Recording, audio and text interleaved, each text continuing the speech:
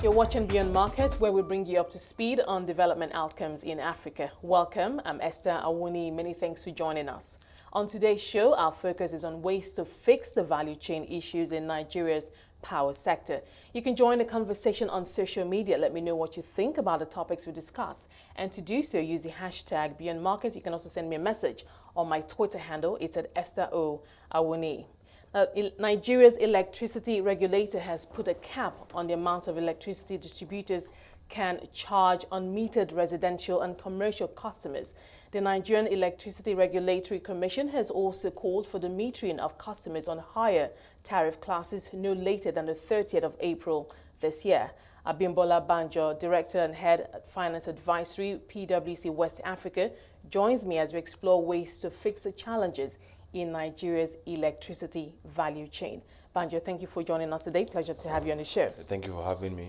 Let's get right to it. But I'd like us to start with, we're focusing on the issues within the value chain and the power sector. But I'd like us to start with the recent developments that we've seen, those that have made headlines recently. Now, not too long ago, recently, the Minister of Power was expressed concerns about the lingering challenges in the value chain, and he put most of the blame at the doorstep of the discos, the distributors, and also transmission. According to him, we are able to generate 13,000 megawatts. Transmission company TCN is only able to, take 7,000, and the discos can only take 3,000. Sometimes they pay for just 1,000. So obviously, there are still lingering challenges in this sector. But just to hear your thoughts on this, the fact that we're able to produce or generate as high as 13,000, and with all the money that's gone in, with all the expertise, with all the investments that have gone into the sector, we only get 3,000 most times at the end of the day. Yeah, thank you very much. First of all, I would like to look at this less of a blame game and more of looking at how we can better do what we do in the Nigerian power sector. So if you asked me, I would say the first thing that I think needs to happen is a better alignment of the different participants in the sector. Depending on who you are talking to, you see that people have different views of how the power sector issues can be fixed or where the issues in the power sector are coming from. And like you rightly said, Nigeria can generally produce circa 13,000 megawatts of power, but what actually gets wheeled through the TCN is far less than that, far less than half of that, precisely. And then what gets to the end users is even much less. And I think that just tells you something. It tells you that even in the way we plan for the power supply, because the way it's supposed to work is you're supposed to have a mechanism for determining how much of power is required by consumers each period, usually annually. So annually, you determine what is the power requirement per disco. So each disco is supposed to understudy their network or understand their network, determine the different areas of their network that requires power, right? And then with engagement with the NERC and TCN, determine how much power will be used as an intervention in each of those areas where there's a deficit of power. But what you find in reality is that that process doesn't work efficiently or effectively. So you'll have a case where power is supplied to areas where many of the distribution companies will say they don't need the power. And I think it's a very popular term used these days where you hear people talk about power dumping, right? And the distribution companies are the ones who say they have power being dumped on them. And then you also hear things from the side of the generation companies and the TCN that the distribution companies are rejecting power, right? So depending on whose side you are, one person says I'm rejecting, one says you're rejecting, the other one says you're dumping. So it tells you that the problem really isn't with one person. It tells me that what you need to do is more of an alignment. More synergy among the key players. You need better synergy among all of the different participants in the sector. And you talked about 13,000 megawatts. You're talking about 13,000 megawatts that goes on the grid. If you look at all of the self-generation, all of the captive solutions, all of the off-grid solutions, we're talking about circa 20,000 megawatts of generated power. So there's a lot of power. We are not in short supply of generated power. But I think the question is, at this point in time, should we be planning more generation projects?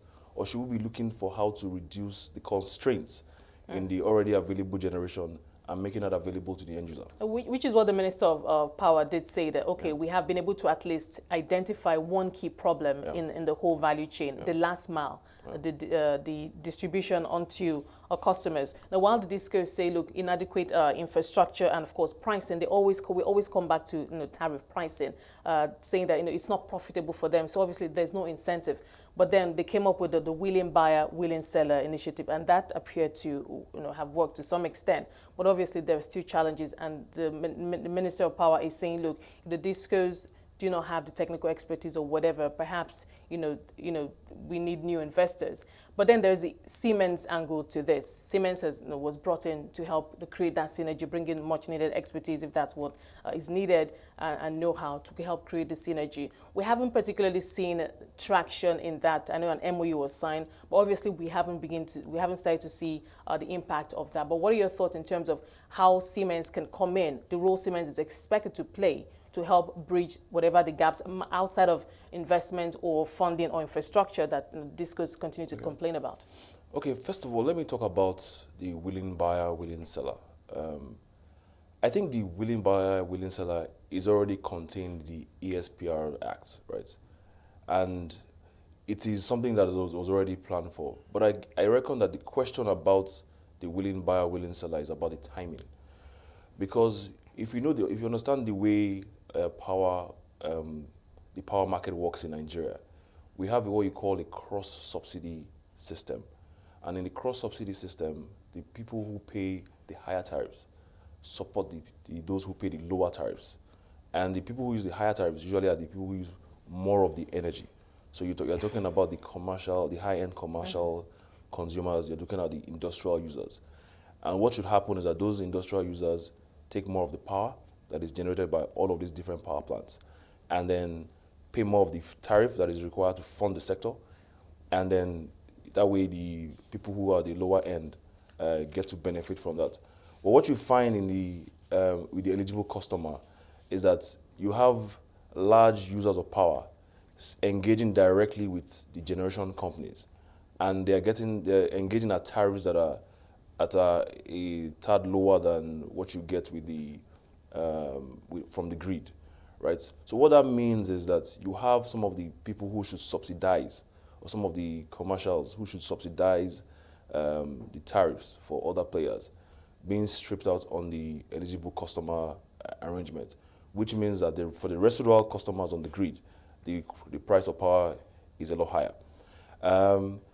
Well, it is a laudable process or a laudable act, but what should happen is you should have reached a level of market maturity before you introduce the eligible customer. Because at that point, you now have open contracts between distribution companies and generation companies, and then there's market forces can come into play. Then at that point, the eligible customer can now sit well within that sort of framework. For the distribution companies, in terms of, which is the second thing you talked about, for distribution companies in terms of the level of investments that are required and the expertise that you mentioned that was made reference to, I think one of the issues that we see is that we want to see distribution companies become even more efficient. I know that there's been some gains from privatization up till now. The collections have gone up. Some of even the losses have even come down significantly. But what we want to see is even more efficiencies. And I think that you can achieve these efficiencies by, even thinking more strategically about your network, thinking about ways you can do more with the power you get. Looking at how you can reduce your commercial losses. Some of this is not really all about capital investments, because I know every time we talk about reducing losses in the network and becoming more efficient, the first thing that people think about is the capex requirements and how the tariff can support that process.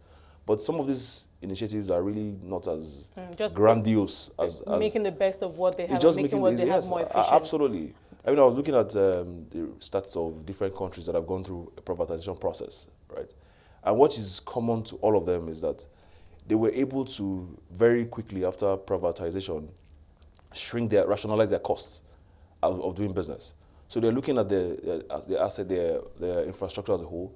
They're thinking about where to optimize assets, how to get their feedstock for gas if it's the generation side, and if it's the distribution side, they're thinking, okay, what customers do we serve first? We know that funds are limited, so what projects do we attack first that gives us the best possible value? It is impossible to attack all projects at the same time. You will never make any results. Yeah. So you have to prioritize which one gives me the highest benefit for every cost, every cent I put in. And then you throw in your investments in that area. And then you rank your projects in that phase. And then, of course, you talked about the Siemens project. I think Siemens can play very strongly it can play to our advantage as a country, right? I think what is required is that so that we prevent the issues of the past where we said there isn't much alignment. The discussion between the distribution companies, right, TCN and Siemens, has to be very collaborative, right? Siemens needs to understand very clearly what the pain points of the distribution companies are, right? It has to be investments that have already been laid out by the distribution companies, either in their PIP or based on other documents that they're thinking, or other plans that they're thinking of implementing, right? And the alignment between Siemens fix for a lot of the technical losses, because I think a lot of their focus is on the technical side of things, right? So the alignment between what Siemens is trying to do and what the distribution companies are already trying to do is very critical for the success of that Siemens engagement. Okay, I mean, I did have Siemens here not too long ago on the show, and the rep did allude to the technical side of things and the fact that they're actually quite confident that they can. They know they've done due diligence and they know where the pain points are, and they'll get right to it. But like I said, what we're not seeing at this point is traction and that progress report as it were. We have about 2 minutes before we go on a break, but let me just quickly squeeze one other new development in. The NERC has put a cap on the estimated bills that discos can charge on metered residential and commercial customers. Now, the discos have complained for a long time about pricing, the cost-reflective tariffs that didn't allow them to, get the kind of investment or returns, as it were. So they've gone so long in the system without, with liquidity issues and infrastructure issues. And now, when things appear to be picking up, with a willing buyer, willing seller now, and of course trying to get meters out as quickly as possible, now the NERC, the regulator, comes and puts this cap. I'm just wondering how. Well, I mean, obviously the disco being the best position to tell us where it could pinch. But what do you make of this? Okay, so there are many things to discuss in this specific area. I think first of all, you're thinking about estimated billing, and you're thinking about regulations that NEC has released. NEC released the meter asset provider regulation, which provides for certain companies to ensure that the metering gap is closed within a 3-year period. Now, in collaboration with the distribution companies, you expect that if you cover your metering gap relatively quickly, then for the customers who are already metered, then the need for estimated billing doesn't really arise, right? So from a NEC standpoint, NEC is very concerned about customers getting a fair tariff or a fair bill for electricity consumed. And I know this is not the first time they're talking about how there's an existing methodology for doing estimated billing, right? So it just tells you that for you to it's a sore point. It's a touchy point, right, for everybody in the sector. Everybody you talk to about estimated billing always believes or always feels that they're getting a higher than expected bill, right? So the only way to solve any disagreements in what you think a right bill is actually to have a meter. So I can understand where that is coming from. And I also understand the bit around the tariffs being frozen at a point. You see, the tariff is a framework. It's called the MITO framework. It's supposed to self-adjust. So it's the question of not allowing you to increase or not allowing you to decrease or proposing a decrease or announcing an increment does not even arise, because there are certain inputs that already form the basis by which the tariff should go up or down, right? And those factors are publicly quoted. So the tariff should be adjusted automatically by those factors, and that is done every 6 months. Now, for a long time, I think in 2015, there was a major change in the tariff. I think at that point, they took the collection losses component of the tariff was taken out. And that happened from 2015 to 2016. And then subsequent to 2016, there were different cases of not allowing the tariff to get to the cross-reflective status. But I think last year, about August, the minimum remittance rules that the NEC released provided for all of that backlog to be computed.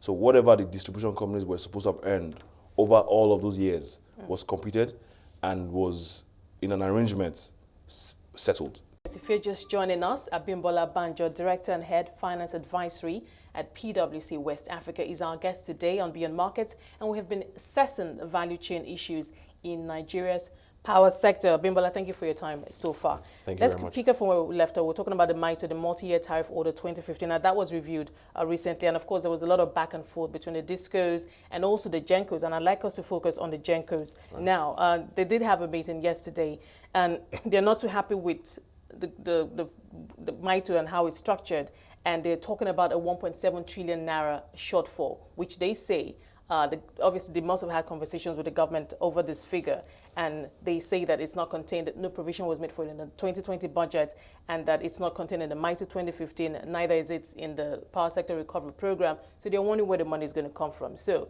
let's move over to the GENCOs now, who, of course, are able to generate a certain amount, but they are also experiencing a lot of challenges. I mean, your thoughts on the GENCOs?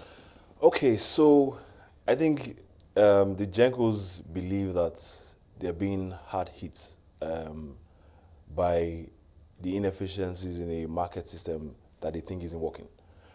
They're able to generate their power. A lot of them use gas, so they're gas to power plants. So what they do is they procure gas from the gas supplier, and then they fire it up, and then they provide the required energy. But what they're saying is, we're providing all of this energy, but we don't seem to be getting our monies back. And in turn, we're also now beginning to owe our gas suppliers. Now, it's very easy to look at that and say, you know what, the inefficiencies are coming from other players down the value chain because I have done my part. Right? And because I have done my part, I expect the other players to do their part as well. Now, what had happened was, I think before we went on break, I was talking about 2005, the 2005 MITO change, and in 2005 there was a freeze in the collection component, the collection losses component of the tariff, right? And that ran from 2005 to 2006. So that's 2015 to 2016? Yes. Okay. Sorry, from 2015 to 2016, okay. Right? And that freeze in the collection loss component meant that the tariffs already were lower, right? And then all of the different tariff reviews that should have been done, because the tariff review should be done every 6 months. It's called the minor review. And then you change things when the inflation rate changes, when FX changes, when the amount of generation changes, then you expect that the tariff will go up in a already set framework. It isn't done, it's not supposed to be done, it's not supposed to be a decision point. It's already a framework that should run by itself. Now, this wasn't done for a while, right? And because this wasn't done for a while, the distribution companies had said they were deprived of the cash flows that was required for them to make the investments to improve their network and then make more power accessible to more customers, and in turn generate more money that will fund the value chain. Right. Now, if that's over the period, from 2015 up until last year, 2019, what was done was by the NARC and the government was for the total amount of funds that was deprived the DISCOs, which you call the tariff shortfalls. Right. The tariff shortfall was computed for that same period. And it was determined to be very close in number to the market shortfall, which was the amount that the DISCOs should have been remitting to the GENCOs. And so the guideline that came out in August last year was for those amounts to be set up. It was computed for all the years that it wasn't done, and then it was set off.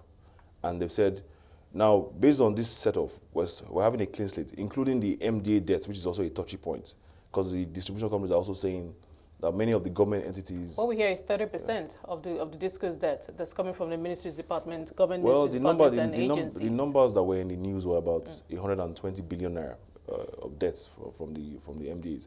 Now, the truth of the matter is, we should never have a case where MDAs are not paying for power. Because if they are users of power, regardless of who they are, they should be paying for their power. Now, what mechanism needs to be put in place to ensure that that power is being paid for can be discussed subsequently. But that needs to happen, right? Now, the point is, if there's been a clean slate, right, in August, and of course there was a revisal in December to ensure that going forward, that framework of this clean slate, together with the plans for 2020. So what has now happened is the NERC has now said that the distribution companies must meet a minimum remittance threshold, right? And they've said, of that remittance, you will make priority payments to the CBN for the NEMS fund. Then you will take a percentage that should cover your capital and your OPEX requirements, which are cost reflective. So what is your actual capital and OPEX requirements, right? You will take that out, right? And then the balance will go to the market. And the market, by the market I mean to go to TCN, or the SO, MBET, and to go to the generation companies in that proportion. And I think what should go to the market is roughly about 29% of what is collected. Now, what I'm hearing is that we don't see how we're going to be able to get our money in this sort of arrangements. Now, at the point of privatization of the power sector, there were different sort of instruments that were available to backstop whatever shortfalls were in the markets. There were issues, there were FGN bonds, there were the federal government guarantees, there were the PRG, partial risk guarantees. There were supposed to be many instruments, right, to help bridge the gap between what is being supplied and what is being paid for. And that's part of the reason why even NBET was set up in the first place. Now, the federal government or the government now needs to step into this and provide the required clarity. But we have an ongoing power sector recovery program. Yes. I'm not sure if there's even a funding initiative in the first place. The Minister of Power has said, look, if the discos, because that's the language now, and obviously we have to look to the government, you know, for that kind of body language. The government is saying, look, if the discos cannot do, what they're expected to do, let them move aside. And I know that there is a power sector recovery program that's meant to address issues in the power sector, make it more efficient, and address, whatever funding or whatever the issues are. But the thing is, the challenges continue to persist, and until we get that synergy. So what I want to know is, are we on the path to achieving that synergy? Is Siemens maybe not a silver bullet, but is it that one factor that can help us achieve it, so that 6 months or maybe 1 year from now, when perhaps I have you back here or have other discos or other players in the sector, they'll tell me that, look, these initiatives that were put in place between the power sector recovery program, between Siemens and whatever, the MITRE review and all of that, then, we would have made progress. I'm not sure it's so much a question of silver bullet. I'm not sure. Siemens is, like I said, it's more of a technical solution to some of the problems, which is also a significant part of the problem. But I think what I was talking about earlier in terms of trying to offset the backlog, that's one way that the issue is being dealt with, right? So first of all, you've dealt with what you said the distribution companies were owing to the market, right? By saying, we have deprived you of this tariff that customers should have been paying. Now, if customers did not pay this tariff on account of a decision by the regulators, right, then it looks to me like the federal government was making an intervention at the time. If I could just come here quickly, that's for the disco. Now, on the Genco side, they are saying that, at that meeting they had yesterday, they're saying, like what you mentioned earlier, those 4 parameters, inflation, interest rate, exchange rate, generation capacity, as it affects their business, was actually not taken into consideration. So we have a problem here with the Gencos, who are saying that we cannot move forward until that 1.7 trillion, until the funding gap is taken care of. So once the government steps in and says, you disco, you're sorted, that you've sorted out one set of players in the value chain, right? Now, it now means that 1.7 or that gap has to be sorted out somehow. Somebody has to come in and say, well, because I deprived these people of increasing tariff, so the customers who should have paid that amount to you, I, as the government, had frozen that tariff so that the customers cannot pay, will now step in as the person who will pay on behalf of the customers. Right? Because it's really a case of the federal government freezing tariffs. So if they froze the tariffs, then it seems like they are the ones who will be engaging with the generation companies to make these payments available. Abimbola, we're going to have to leave it there. I know it's a conversation that can go on and on. Absolutely. It's actually quite a tricky sector, but we'll leave it there for now. Right. And I must thank you for your time. Thank you for being on the show today. Thank you very much. I've been speaking to Abimbola Banjo. He's a director and head finance advisory at PwC West Africa. And we'll be talking about all the issues within Nigeria's power sector value chain and how best to sort them out. Well, that's it on Beyond Markets. Thank you so much for joining us. Remember, you can watch the show at 5 p.m. West African time daily and have access to all previous episodes of the show on our website. That's cnbcafrica.com. You can also stay engaged with the hashtag Beyond Markets. And of course, you can send your thoughts and your comments to my Twitter handle. It's at Esther O. Awoni. For myself and the team, do have a great day.